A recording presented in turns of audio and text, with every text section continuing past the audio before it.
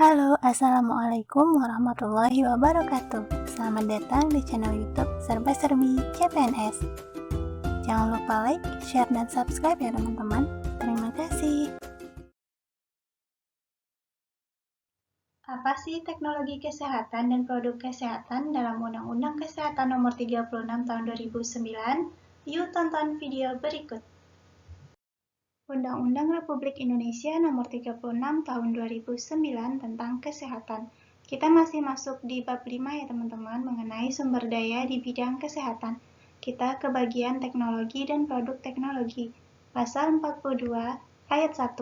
Teknologi dan produk teknologi kesehatan diadakan, diteliti, diedarkan, dikembangkan, dan dimanfaatkan bagi kesehatan masyarakat.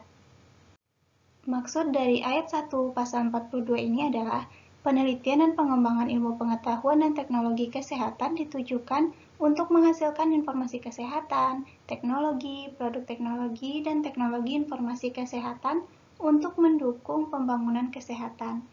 Nah, teman-teman, pengembangan teknologi, produk teknologi, teknologi informasi, dan informasi kesehatan dilaksanakan sesuai dengan ketentuan hak kekayaan intelektual. Untuk penelitian penyakit infeksi yang muncul baru atau berulang, yang dapat menyebabkan kepedulian kesehatan dan kedaruratan kesehatan masyarakat, harus dipertimbangkan kemanfaatan dan penelusuran ulang asal-muasalnya demi untuk kepentingan nasional. Pasal 42 ayat 2, teknologi kesehatan sebagaimana dimaksud pada ayat 1, mencakup segala metode dan alat yang digunakan untuk mencegah terjadinya penyakit, mendeteksi adanya penyakit, meringankan penderitaan akibat penyakit, menyembuhkan, memperkecil komplikasi, dan memulihkan kesehatan setelah sakit. Nah, teman-teman, pada ayat 2 ini yang dimaksud dengan teknologi kesehatan adalah dalam ketentuan ini merupakan cara, metode, proses, atau produk yang dihasilkan dari penerapan dan pemanfaatan disiplin ilmu pengetahuan di bidang kesehatan yang menghasilkan nilai bagi pemenuhan kebutuhan, kelangsungan, dan peningkatan mutu kehidupan manusia. Pasal 43 ayat 1. Pemerintah membentuk lembaga yang bertugas dan berwenang melakukan penapisan, pengaturan, pemanfaatan, serta pengawasan terhadap penggunaan teknologi dan produk teknologi. Nah, teman-teman, maksud dari ayat 1 ini adalah kelembagaan ilmu pengetahuan dan teknologi terdiri atas unsur perguruan tinggi, lembaga penelitian dan pengembangan, badan usaha, dan lembaga penunjang. Lembaga penelitian dan pengembangan kesehatan berfungsi menumbuhkan kemampuan pemajuan ilmu pengetahuan dan teknologi di bidang kesehatan. Pasal 43 ayat 2. Pembentukan lembaga sebagaimana dimaksud pada ayat 1 diatur dengan peraturan pemerintah. Pasal 44 ayat 1. Dalam mengembangkan teknologi sebagaimana dimaksud dalam pasal 42, dapat dilakukan uji coba teknologi atau produk teknologi terhadap manusia atau hewan.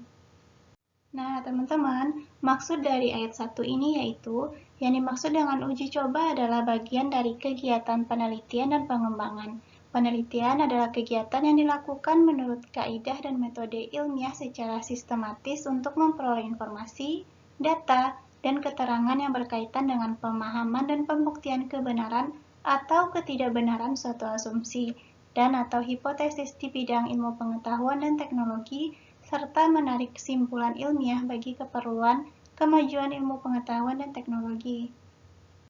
Sedangkan yang dimaksud dengan pengembangan adalah kegiatan ilmu pengetahuan dan teknologi yang bertujuan memanfaatkan kaidah dan teori ilmu pengetahuan yang telah terbukti kebenarannya untuk meningkatkan fungsi, manfaat, dan aplikasi ilmu pengetahuan dan teknologi yang telah ada atau menghasilkan teknologi baru.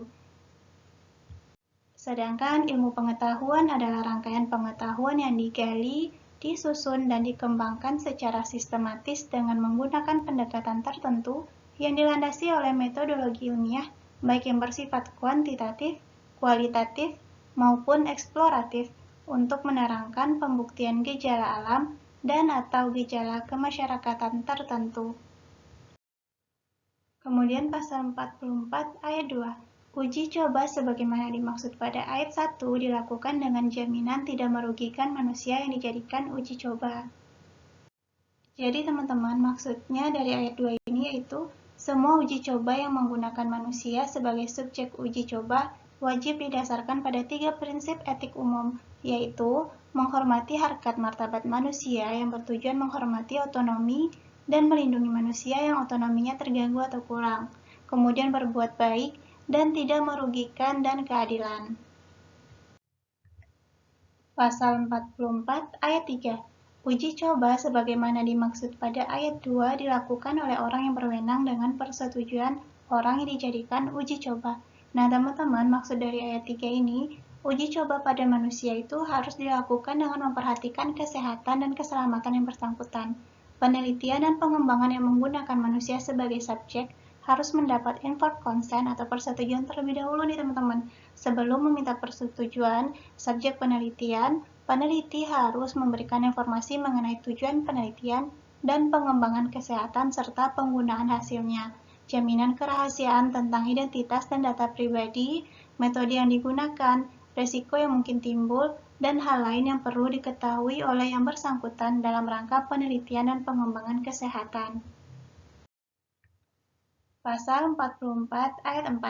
Penelitian terhadap hewan harus dijamin untuk melindungi kelestarian hewan tersebut serta mencegah dampak buruk yang tidak langsung bagi kesehatan manusia.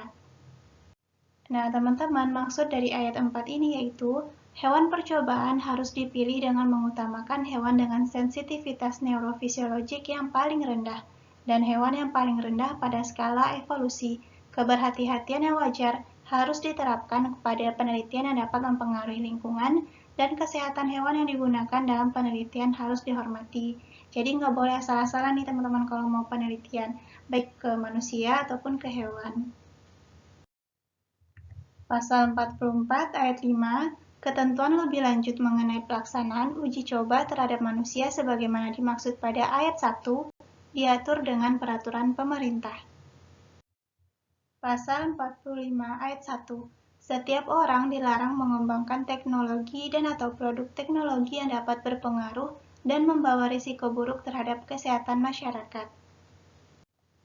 Nah, teman-teman, larangan sebagaimana dimaksud pada ayat ini ditujukan bagi pengembangan teknologi dan atau produk teknologi yang bertujuan untuk penyalahgunaan sebagai senjata dan atau bahan senjata biologi yang menimbulkan bahaya bagi keselamatan manusia, kelestarian fungsi lingkungan, kerukunan masyarakat, keselamatan bangsa, dan merugikan negara serta membahayakan ketahanan nasional.